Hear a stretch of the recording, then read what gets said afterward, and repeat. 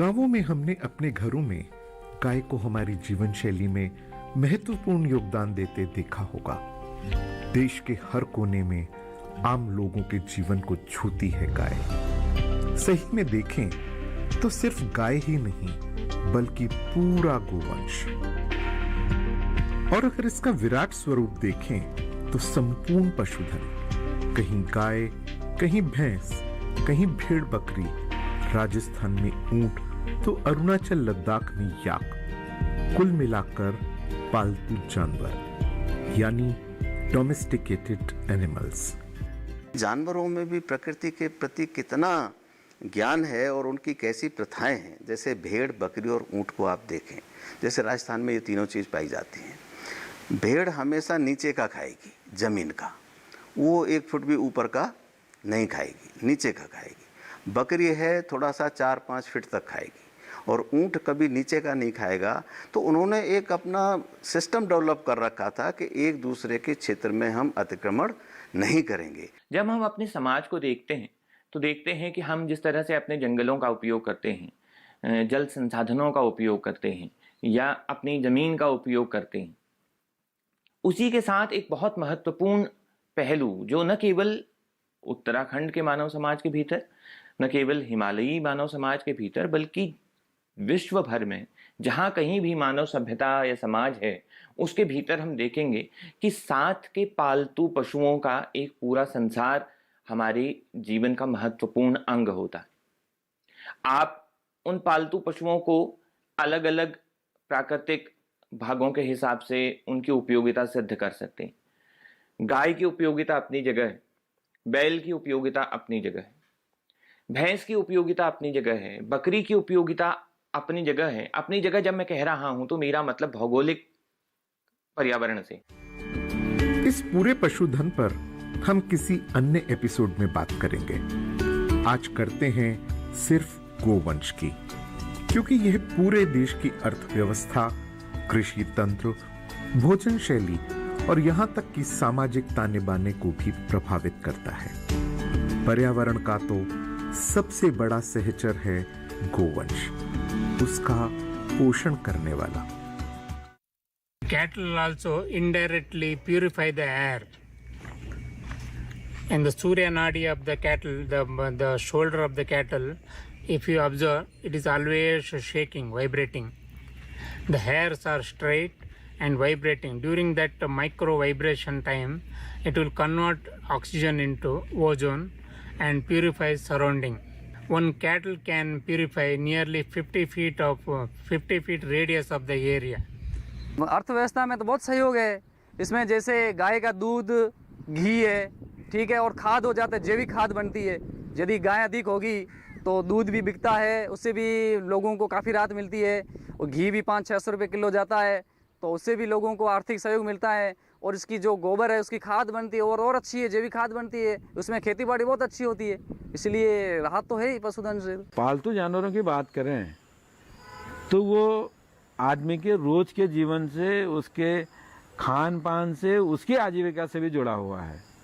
यदि हम जानवर पालते हैं तो गाय हो, भैंस हो या बकरी हो, बैल हो, तो उससे तो एक हमें गोबर की खाद मिलती है, जिन्हें आजकल नए दौर में जैविक खाद कहा जाता है। पहले तो एक तो वो मिलता है, और वो खाद जो है जब खेतों में जाती है तो मिट्टी की उर्वरकता बढ़ती है, उसमें फसल और बढ़िया होती है। वो रासायनिक खाद से और बेहतर है। आज हम बात करेंगे देसी गोवंश की। यूं तो देश में गाय की सैकड़ों नस्लें होंगी, लेकिन निश्चित विशिष्टता वाली कोई 40-50 नस्लें हैं। बाकी नॉन डिस्क्रिप्ट यानी ठेठ स्थानीय प्रजाति की। लगभग 1000 गाय हैं, जिसमें लगभग 23 ब्रीड उसमें हैं। देश प्रजातियां उसमें हैं। देश में करीब 45 प्रजातियां पाई जाती हैं, तो 23 प्रजातियां हमारे पास यहाँ गाय हैं। तो पिछले ये गवर्नमेंट के ही डेटा हैं कि पिछले 2 साल के अंदर ही लगभग 50,000 गौवंश अकेले कोल्हापुर जिले में बढ़ा है। दूध बहुत मामूली, लेकिन मौसम के प्रभाव से बेअसर, मायने इम्यून। तेज गर्मी भी आराम से सह लेती हैं और खूब ठंड भी। थोड़ी सी टाट ओढ़ाई तो गाय की सर्दी दूर। बारिश में तो उसे भीगने में भी खूब आनंद आता है। जिस एरिया में वो पैदा होती हैं उस एरिया का जो एटमॉस्फेयर होता है, जो मौसम होता है, उसी के हिसाब से वो अपने को बचपन से ही उसकी सहनशीलता उनके अंदर होती है। गर्मी होगी, अधिक गर्मी होगी, उसमें भी वो बहुत अच्छे से रह सकती हैं। ठंडी होगी तो भी उनके लिए जो गाँव में या जहाँ गौशालाएं होती हैं वहाँ उनके खिड़कियों में बोरे लगा देते हैं, पट्टी लगा देते हैं, उसमें भी वो अच्छे से रहती हैं, बीमार नहीं होती हैं। हर क्लाइमेट में हाँ ये सूट होती है और उसको थोड़ा तकलीफ होता है तो हॉस्टन को। हमें ध्यान ही नहीं रहता कि गांवों में गोचर भूमि किस तरह पर्यावरण संरक्षण का केंद्र बिंदु है। गोचर को नाम गोवंश से ही मिला, यानी गाय के चरने का स्थान। वह सामुदायिक भावना की धुरी भी है। सारे गांव की गाय एक जगह इकट्ठे होकर चरती हैं। सभी परिवारों के लोग वहां मिलते हैं। वे अपने गोमूत्र से उस गोचर को सींचती हैं, अपने गोबर से उसकी उर्वरा शक्ति को बढ़ाती हैं, उसमें नमी बढ़ाती हैं, अपने लिए घास की व्यवस्था स्वयं ही कर लेती हैं। तरह तरह की घास चरकर वे अपने दूध को अधिक पौष्टिक बनाती हैं। टहलते टहलते अपने पाचन को ठीक रखती हैं और दूध की व्याधियां दूर करती हैं। पहले से हम लोग, हमारी जो गाय भैंसें होती थी, बकरियां, वो पहाड़ के टॉप एरिया पर जाके नीचे को चरने के लिए आती थी और वो उनका खाना पीना जो होता था बिल्कुल प्योर खाती थी, नेचुरल जो वनस्पतियां होती थी। और अगर हम लोग बकरी का दूध पीते थे तो वो हमारी जो फेफड़ों की जो उसको संचारित करती हैं उसके लिए ताकतवर होती थी और अन्य चीजों के लिए भी वो फायदेमंद होती थी। कुछ जगहों पर गोचर जल संरक्षण के भी महत्वपूर्ण स्रोत बनते जा रहे हैं। गायों के खुरों से जमीन जिस तरह पोली होती है उससे पानी की संधारण क्षमता बढ़ती है। बरसात का पानी वहां जमा होता है, धीरे धीरे धरती में समाता है। गोचर में चरती हुई गाय एक चलती फिरती नर्सरी है। उसके गोबर में लिपटे अधपचे बीज जहां तहां अंकुरित हो जाते हैं, स्वयं हरियाली बढ़ती जाती है। ये 3600 एकड़ जमीन में यदि पानी रोकने का काम करते हैं तो पानी है रुक जाएगा तो ही खेती हो पाएगी। और फिर हमने वहाँ पे कंटूर बंडिंग, नाला बंडिंग और चेक डैम का काम 1997 में सबसे पहले किया। 500 एकड़ का ट्रीटमेंट हुआ क्योंकि एक साथ बड़ा ट्रीटमेंट तो करना हमारे लिए भी प्रयोग था पहला ही, लेकिन वो 500 एकड़ का प्रयोग करने के बाद उसका इतना बढ़िया रिजल्ट आया कि 3 अच्छी बारिश होने के बाद सभी के सभी कंटूर भरे हुए थे, चेक डैम भरे हुए थे, नाले भरे हुए थे और अल्टीमेटली वो पानी तालाब में इतनी भारी मात्रा में जमा हुआ और उसी सभी कंटूर के ऊपर हमने चारे के बीज डाल दिए। तो 500 एकड़ में हमारे जो वहाँ पे 3000 गौवंश थे उनको कम से कम 4 महीने तक चारा चल गया। तो उससे ये उत्साह बहुत बढ़ गया कि ये जल संधारण का काम यदि हर गांव, हर खेत और हर जिले में आयोजन पूर्वक किया जाए तो इसका बहुत अच्छा रिजल्ट आ सकता है। और इसी में ये कार्य को सैटेलाइट जो है अहमदाबाद में इसरो संस्था, वो अपने आप से चेक करते हैं। तो उनके चेकिंग में आया कि कुछ 500 एकड़ ज़मीन, अचानक 500 एकड़ ज़मीन में कोई ट्रीटमेंट हुई है। तो वो दोनों फोटो लेके वो ढूंढते ढूंढते छापरियाली आए कि भाई यहाँ पे ऐसा क्या हुआ है कि 500 एकड़ ज़मीन 4 महीने में बहुत फ़र्क आ गया है। और फिर इसकी साइंटिफिक वैल्यू हमें भी तब समझ में आई जब इसरो ने बताया कि ये इतना बड़ा काम हुआ है। पहले ये ज़मीन बैरन थी, अभी ये हरी भरी हो गई, इससे इतना बेनिफिट, ये कैलकुलेशन, ये वो सारा उन्होंने हमको बताया। और फिर इसको 1997 से आज 2016 पूरे वैज्ञानिक ढंग से, वैज्ञानिक तरीके से हम जहाँ जहाँ भी ये काम कर रहे हैं, फिर वो गौशाला के तालाब हो, गौशाला की ज़मीन में कंटूर करना हो या कोई गांव का काम करना हो, तो ये वैज्ञानिक ढंग से तब से आज तक ये लगातार करते रहे हैं। जैसे बड़ा जानवर है, जब वो उसको खाली खेत होता था तो उसमें उसके खुर से जो चलता था तो जगह जगह गड्ढे बन जाते थे। तो गड्ढे ऐसे बन जाते थे, जब बारिश होती थी तो उन गड्ढों में पानी जो एकदम से नहीं बहता था, पानी रुकता था, और रुकता था तो वो ज़मीन में धीरे धीरे जाता था। आम भारतीय के जीवन में गोवंश इतना महत्वपूर्ण हो गया है कि उसके साथ बहुत सी परंपराएं जुड़ गई।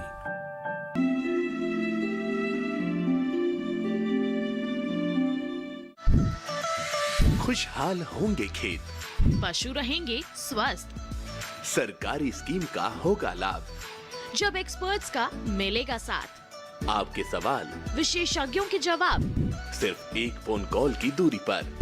देखिए किसानों का अपना प्रोग्राम हेलो किसान, सोमवार से शुक्रवार शाम 6 बजे से सिर्फ दूरदर्शन किसान पर।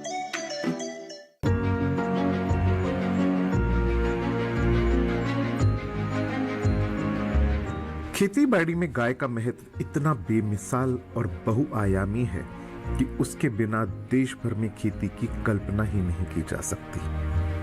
ट्रैक्टर के प्रचलन के बावजूद गोवंश खेती का एक बहुत बड़ा साधन बना हुआ है। आम भारतीय के जीवन में गोवंश इतना महत्वपूर्ण हो गया है कि उसके साथ बहुत सी परंपराएं जुड़ गई। जिस तरह से परिवारों में जानवर हुआ करते थे उस समय, तो वो ऑर्गेनिक खेती संभव थी। अब जैसे बैल बिल्कुल करीब करीब ख़त्म होते जा रहे हैं। अब ऑर्गेनिक खेती क्यों ज़रूरत है, मैं साइंटिफिक उसके बात करूँगा कि जैसे हमारी धरती को हम माँ कहते हैं। माँ किस लिए कहते हैं कि जो कुछ भी आप देख रहे हैं, हम कपड़े पहन रहे हैं, खा रहे हैं, जो कुछ भी है वो हमारी माँ से आता है, वो धरती से आता है। तो मानना ये है कि यदि हमारी माँ का स्वास्थ्य ठीक नहीं है तो उसके बच्चों का स्वास्थ्य ठीक नहीं होगा। तो इसीलिए ज़रूरत है कि अब जो हमने सारा निचोड़ा है ज़मीन से, जो हम न्यूट्रिएंट लेते हैं, उसकी भरपाई कैसे हो।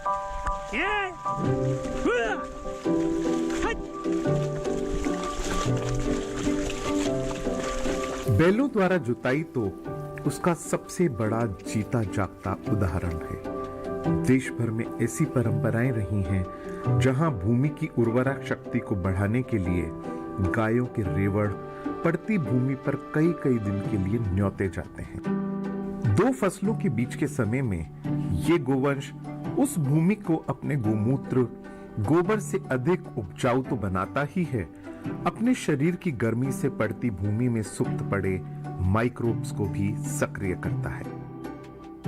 गांव में जब ये रेवड़ आता था, भेड़, बकरी, ऊंट या गाय, वो एक दूसरे क्षेत्र से आते थे और उस समय हम लोग जो है उनको रिक्वेस्ट करते थे, कहते थे कि इनको हमारे खेत में बैठाओ। और उसका कारण यही था कि उनको समझ थी कि यहाँ उनको रखने से किस तरह का फायदा होने वाला है। दर्शकों को आश्चर्य हो सकता है कि मनुष्यों की तरह गायों में भी गोत्र व्यवस्था होती है, बल्कि यह शब्द ही गोवंश की व्यवस्था से लिया गया है। गांवों में ग्राम सभा यह सुनिश्चित करती थी कि कोई नंदी यानी सांड 3 वर्ष से अधिक उस गांव में नहीं रहेगा। आसपास की ग्राम सभाओं के साथ मिलकर यह निर्णय लिए जाते थे कि कौन गांव का नंदी कहां ट्रांसफर किया जाएगा। यह इसलिए होता था ताकि कोई नंदी अपनी बहन, मां या बेटी के साथ समागम ना करे। जीनोम वाइडनिंग की दृष्टि से यह बहुत आवश्यक है, वरना आने वाली नस्ल कमजोर हो जाती है और उसका दूध भी कम हो जाता है। अन्य पंचगव्यों की गुणवत्ता भी असरहीन हो जाती है। ये सब मिलाकर पर्यावरण पर एक विपरीत प्रभाव डालते हैं। आजकल इसको हम ब्रीड इम्प्रूवमेंट कहते हैं, या किसी पीढ़ी के सुधार के लिए बड़ी अच्छी गौवंश में भी बड़ी अच्छी व्यवस्था थी। जो हमारे चरवाहे भाई रहते थे, उनके जो दूसरे मित्र किसी दूसरे क्षेत्र में चरवाहे रहते थे, वो एक ऐसा वैज्ञानिक का काम करते थे कि उनके पास में सारी की सारी गांव की जितनी भी गौवंश की जो जनसंख्या रहती थी, उसमें कितने जिसको हम लोग मेल पॉपुलेशन कहते हैं, उसको कितनी मेल पॉपुलेशन है, उसमें अच्छे वाले जो सांड रहते थे वो यहाँ से उस क्षेत्र में जहाँ पे यहाँ की और गौवंश नहीं गई हो, और वहाँ के जो अच्छे सांड रहते थे उनको अपने क्षेत्र में बुलाया जाता था। इससे बड़ी अच्छी दो व्यवस्थाएं रहती थीं। एक तो क्योंकि वो जो बच्चा रहता था वो मूलतः उन्हीं गायों के बीच का रहता था, तो जिसको हम लोग वैज्ञानिक भाषा में इनब्रीडिंग डिप्रेशन कहते हैं, कि अगर आप उसी वंश के उसमें प्रजनन की क्रियाएं कराएंगे तो आगे चल के उनका जो जेनेटिक बेस है वो बहुत नैरो हो जाएगा और उनमें मूल रूप से जो जेनेटिक डिसीज़ है या जिसको कहते हैं कि बहुत सारी ऐसी बीमारियां हैं जो कि जिनकी जेनेटिक्स से डायरेक्ट रिलेशनशिप है, वो बहुत अच्छे से हम लोग अवॉइड कर सकते थे। इसके साथ साथ एक दूसरी व्यवस्था थी कि आप अगर आपको अपने जानवरों को किसी दूसरे वातावरण में, इसको कहते हैं कि एक्लिमेटाइज कराना है या उनको वहाँ पे उनकी अनुकूलता को बढ़ाना है, तो कहीं ना कहीं से आप अपने यहाँ के जो वंश के यहाँ के जो गौवंश के जो सांड हैं वो उसमें एक बहुत बड़ा रोल प्ले करते थे। आज जब भी हम गाय की बात करते हैं तो एक सवाल हमारे सामने अक्सर खड़ा होता है। वह सवाल है कि देसी गाय के दूध देने की क्षमता होल्स्टीन जर्सी के मुकाबले काफी कम क्यों है? तो उसका एक बहुत बड़ा कारण गोत्र व्यवस्था की अनदेखी की वजह से नस्लों पर पड़ने वाला बुरा प्रभाव है। इसके बावजूद आज हम दुनिया में दूध का उत्पादन करने वाले पहले नंबर के देश हैं। कुल पशुधन हमारे यहाँ 5,000 लाख से ऊपर है, जिनमें दूध देने वाले पशुओं की संख्या 3,000 लाख के ऊपर और गायों की संख्या करीब 2,000 लाख है। प्रति गाय प्रतिदिन उत्पादन क्षमता देखें तो औसतन 4 लीटर है, जबकि दुनिया के कई बड़े देशों में 40 लीटर दूध देती गाय भी मिल जाएंगी। लेकिन अपने यहाँ जहाँ नस्ल सुधार पर ध्यान दिया गया, वहाँ गुजरात की डेयरियों में 40 लीटर दूध देने वाली गिर जाति की गाय भी मिल जाएंगी। गाय की नस्ल की गुणवत्ता सिर्फ दूध की मात्रा से ही तय नहीं होती। गोवंश को हम एक समग्र पशुधन के रूप में देखते हैं।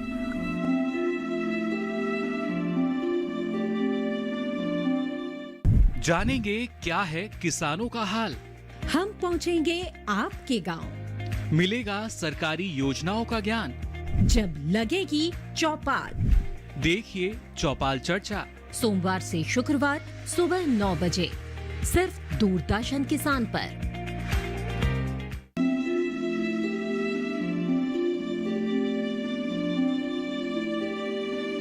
परंतु अपने देश में गाय की नस्ल की गुणवत्ता सिर्फ दूध की मात्रा से ही तय नहीं होती। गोवंश को हम एक समग्र पशुधन के रूप में देखते हैं। आर्थिक व सामाजिक पशु, उसका गोमूत्र, उसका गोबर, भार ढोने की उसकी क्षमता, खेती बाड़ी में उसकी उपयोगिता, नस्ल संवर्धन में उसकी उपादेयता। अपने यहाँ भी कोई 10 साल पूर्व ओंगोल नस्ल का नंदी विदेशों में जाकर कई करोड़ रुपए में बिका था। जैसे खेत से मान लो कोई सामान वगैरह लाना है तो बैलगाड़ी से ला सकते हैं। ट्रैक्टर के 500, 1000, 1500 दूर का है, ऐसे तो परिवहन में भी बैलगाड़ी भी काम आ सकती है। आने जाने का भी साधन हो जाएगा और बैलों का भी संरक्षण हो जाएगा, पैसे की बचत हो जाएगी, प्रदूषण कम होगा, बहुत सारा फायदा है इसमें। तो Lakshmi, if you observe, Lakshmi is in the dung area, cow dung in a part. Lakshmi is staying. In the head, Shiva is there, on Bhuja, Vishnu, like that. When we analyze the cow dung, matured cow dung, there will be 33 types of beneficial organisms required for the agriculture. For example, Azotobacter, Phosphobacter, Trichoderma, Pseudomonas fluorescens, Rhizobium, Aspergillus amori, like that. A lot of microorganisms are there. फिर भी अगर माने कि आम आदमी को मतलब सिर्फ गाय के दूध की मात्रा और उसके फैट यानी वसा से है, तो ऑस्ट्रेलिया और न्यूजीलैंड में हुई रिसर्च के मुताबिक भारतीय नस्ल की गाय जो A2 दूध देती है वह आज सबसे अधिक पौष्टिक माना जाता है। पिछले कई वर्षों के शोध से पाया गया है कि जो A2 मिल्क है और A1 मिल्क है, उसमें A2 मिल्क में जो क्वालिटी पैरामीटर्स हैं वो बहुत अच्छे पाए गए हैं। इसके साथ साथ हमारी जो जितनी भी चिंताएं रहती हैं, हम किसान की आय के बारे में चिंता करते हैं, तो जो A2 मिल्क जिन गायों से निकलता है उनकी जो लागत है, उसको खर्चा है, वो A1 मिल्क जिन गायों से निकलता है उनसे बहुत आधे दूने का अंतर है। तो एक तो वो आय का भी अच्छा स्रोत है और दूसरा उसमें जो तत्व हैं, पोषक तत्व हैं, वो बहुत अच्छे हैं। अपने देश में तो पोषण की परंपरा ही गाय से शुरू होती है। यहाँ तो पोषण का पर्याय होती है गाय। दूध, घी, दही, छाछ, खीस, खरवास, पनीर और अब चीज भी, हजारों तरह की मिठाइयां। गाय के दूध के हर उत्पाद से जुड़ी हैं ऐसी परंपराएं जो पर्यावरण का भी पोषण करती हैं। गांवों में छाछ बेचने की परंपरा नहीं है। जिसके घर ज्यादा वहीं से सबको बढ़ती है। पहले गांव में सक्षम लोग खूब गायें रखते थे, छाछ बनाते थे। गांव के दूसरे जो परिवारों के जो लोग थे, उनकी औरतें सुबह सुबह आकर के उन घरों से छाछ ले जाती थी। मेरी दादी जो हैं 200-250 लीटर रोज छाछ करती थी। मोहल्ले की बहुत सारी औरतें 15-20 झुंड बना करके सुबह अपने अपनी मिट्टी के बर्तन लेके छाछ लेने आती थी। वो छाछ से क्या करती थी, जाते ही घर में सबसे पहले छाछ के साथ में बच्चों को रोटी खिला देती थी। फिर उससे वो जो है दोपहर में राबड़ी बनाती थी। राबड़ी से पेट भर के भोजन सब बच्चे कर लेते थे। फिर शाम को कढ़ी बनाती थी। पूरे घर का लगावन, यानी जो आज नई नई चीज़ें खा रहे हैं ना, उन सबको पोषक तत्व से उनका पूरा का पूरा खाना पीना केवल एक छाछ से हो जाता था। पहले हमारे वहाँ दही जमाई जाती थी, उससे मट्ठा निकाला जाता था। मट्ठा निकालते थे, उसको पिरोते थे, उसकी नौनी बोलते थे। नौनी खूब बनती थी और उससे शरीर में मलते थे, मतलब खूब पौष्टिक ही होता था। उसको कभी बेचा नहीं जाता था। जितनी भी दही होती थी उसका मट्ठा निकाल के खूब पीते थे सब। जो परिवार में आते थे, उन दिनों चाय का सिस्टम नहीं था। खीस या खरवस गाय के ब्याने के 3 दिन बाद तक मिलने वाला गाढ़ा पीला दूध सभी पड़ोसियों के लिए इम्यूनिटी से भरपूर होता है। ये कोलेस्ट्रॉल गांव में इसको हर जगह, हर घर में भेजा जाता है कि आज इसको खाइए और लीजिए। वो एक तरह से वह